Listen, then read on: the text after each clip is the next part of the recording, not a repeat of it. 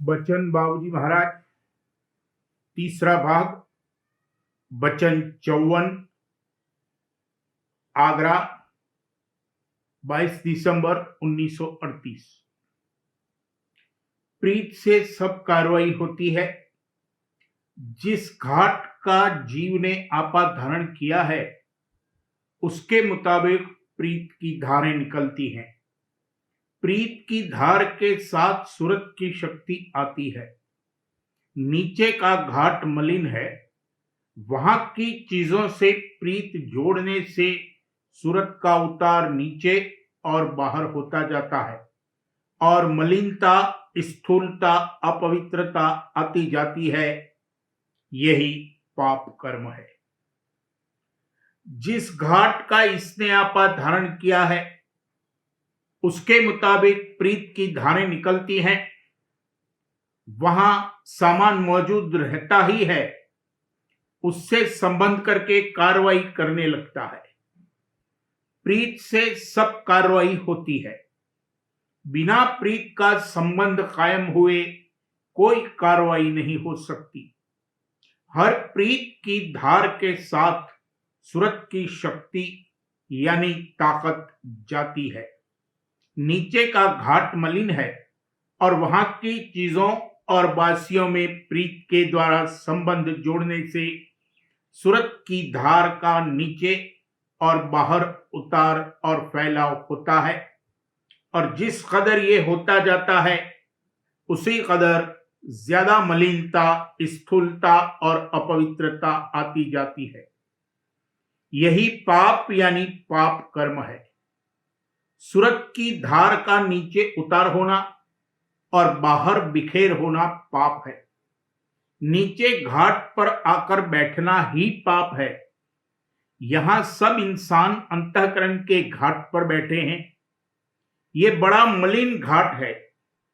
यहां से जितनी धारें निकलती हैं सबका रुख नीचे और बाहर की जानिब है। यहां कार्रवाई करने वाला जो आपा यानी मन है वही इस घाट की आत्मा है।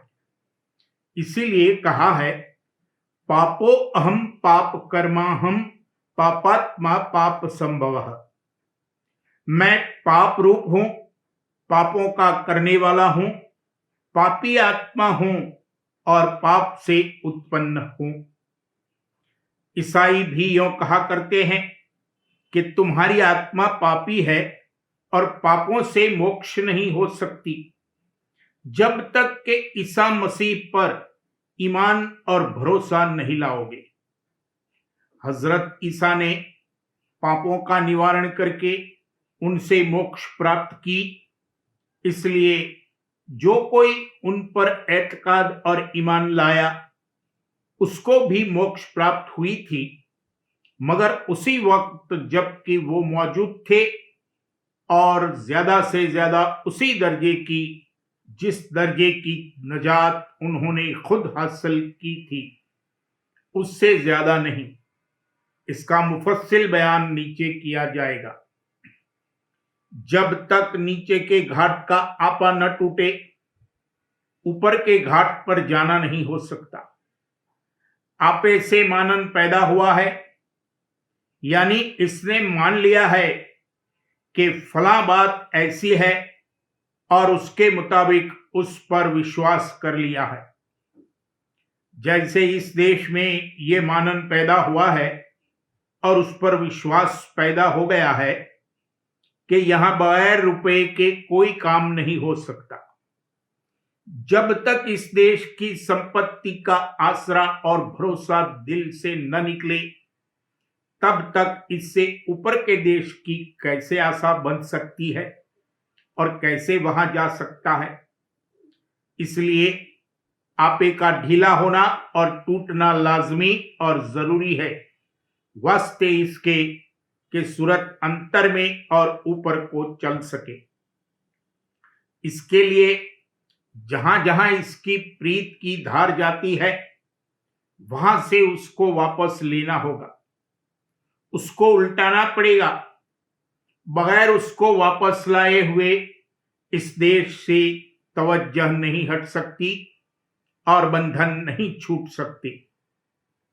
दूसरे ये कि जो पुरुष बंधनों से रहित और मुक्त है उसमें प्रीत जोड़नी चाहिए।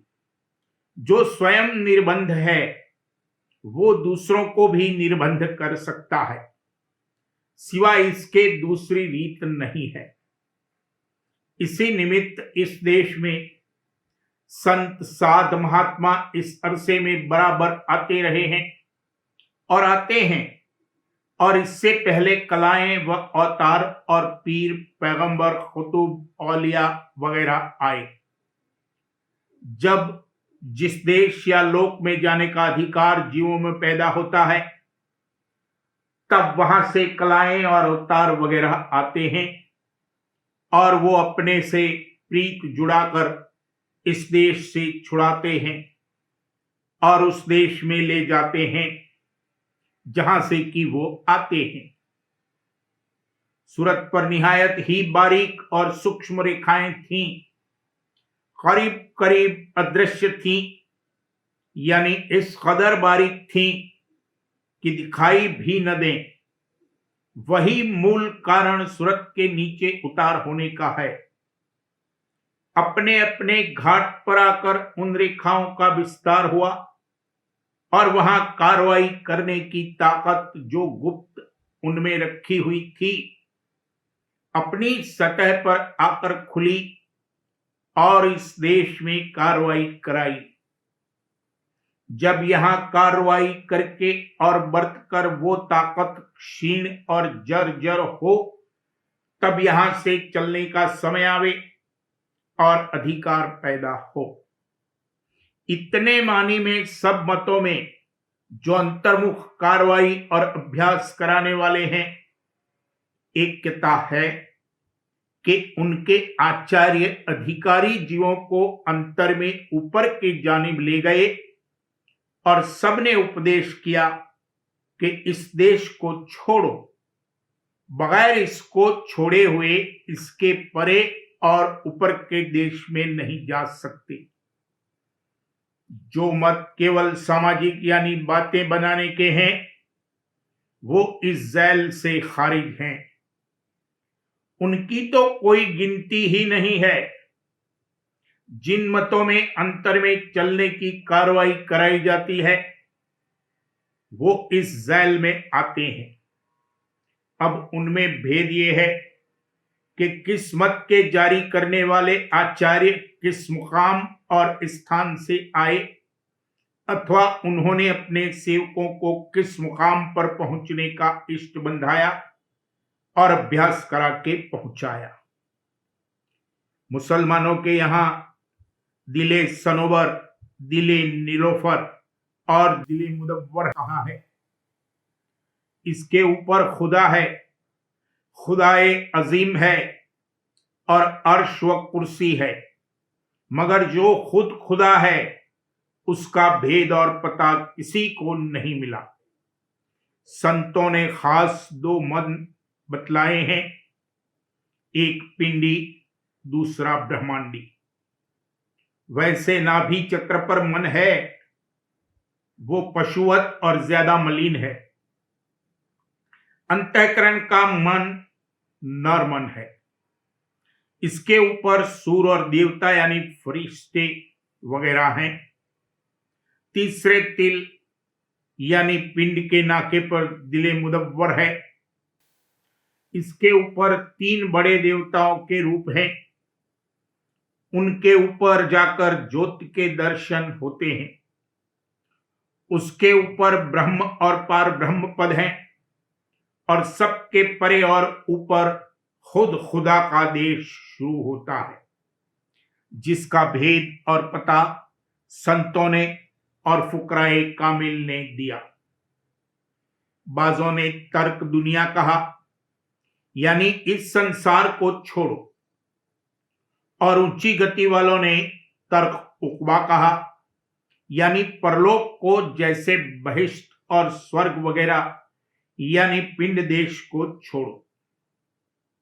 सूफियों और जोगेश्वर ज्ञानियों ने तर्क मौला कहा, उनको ब्रह्म के वाच्य रूप का विनाश होते हुए दिखाई दिया। तब उन्होंने कहा कि इसको भी छोड़ो और फिर ब्रह्म के लक्ष्य पद में जाकर समाये। मगर उसमें भी विनाश का सूक्ष्म बीज मौजूद है, जिसकी उनको खबर नहीं पड़ी। ये भेद सिर्फ संतों ने दिया और कहा कि पिंड और ब्रह्मांड को, जिसमें पार ब्रह्म पद भी शामिल है, छोड़ो और इन सब के परे जो सत्य देश, दयाल देश, निर्मल चैतन्य देश है, जहां महज रूह ही रूह और चैतन्य ही चैतन्य है, चलो। वहां पहुंचकर सच्ची मोक्ष प्राप्त होगी और सदा के लिए जरामरी से छुटकारा होगा। काल और माया के देश में जर यानी जरना और मर यानी मरना दोनों है। कोई त्याग और कुर्बानी ऐसी नहीं है जो प्रीत पैदा होने पर न कर सके। जिस चीज के लिए प्रीत और शौक पैदा हो जाता है, उसके लिए सबको बालाए ताक रख देता है। रगबत, नफरत वगैरह सब प्रीत पर मुनस्सिर है। प्रीत द्वारा बंधन पड़े हैं और प्रीत से ही उनसे मुक्त होगा। अगर संत सदगुरु पर ईमान ले आवे और उनसे प्रीत पैदा हो जावे, तो वो प्रीत रफ्ता रफ्ता सब बंधनों से छुड़ा देगी। सबको घोल देने वाली चीज प्रीत है, मगर संत सदगुरु के चरणों में प्रीत और उनके संग के लिए शौक पैदा होना मुश्किल है। जैसा ऊपर कहा गया है, मूल तो आपा है और उससे अनंत प्रीत की धारें निकली हैं। हर धार के साथ जो ताकत आती है, वो जब तक न क्षीण और जर्जर हो, तब तक वहां से नहीं हट सकता। और संतों का संग करने और उनसे प्रीत करने का अधिकार नहीं पैदा हो सकता। बहुत काल तक इन ताकतों की कार्रवाई करते करते वो जर्जर होगी और तब अधिकार संतों की शरण लेने का पैदा होगा। शरण लेने से कर्म कटेंगे। अपना बल त्याग कर मालिक और गुरु का आसरा और आधार ग्रहण करना और धारण करना शरण है। शरण से रक्षा और संभाल प्राप्त होगी। जिसकी शरण लेगा, उससे मदद मिलेगी। काल भी उनकी जो उसकी शरण लेते हैं मदद करता है, यानी उनके अधिकार के बमुजिब पिंड व ब्रह्मांड में सुख व आराम के स्थान देता है। मगर अपने राज में जब संतों की शरण लेगा, तब वो जो दयाल देश से नाम और शब्द की धार आ रही है, उसका भेद और पता देकर और उस धार को पकड़ाकर अपनी मदद से वहां पहुंचा देंगे। जब संतों का संग सुहाने लगे और उनके उपदेश को हित और चित्त से सुने और ग्रहण करे, तब ही समझना चाहिए कि शरण ली और दीनता आई। दीनता दया प्राप्त करने का जरिया है, दया आने की सड़क है।